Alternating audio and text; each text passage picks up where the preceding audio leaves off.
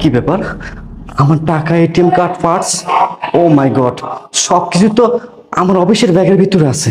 আমি এটা কি করলাম? আমি আসলে কখন কি করি নিজেই বুঝি না। দূর, ভাল লাগে না সব, আবার যেতে হবে। কেমন দিলাম জান আজকে বলো?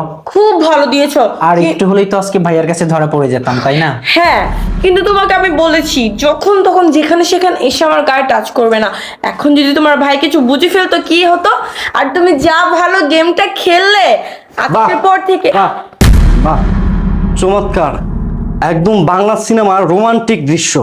তোমরা দুইজনে এত সুন্দর অভিনয় করো, তোমাদের অভিনয় দেখে মনে হচ্ছে তোমাদেরকে নোবেল দেওয়া উচিত। একটা কথা কি জানো, সিনেমায় ভিলেন যতই শক্তিশালী হোক না কেন, শেষ দৃশ্যে নায়কের কাছে পরাজিত হবে, সেটাই স্বাভাবিক। তোমরা ভিলেন, আমি হচ্ছি না।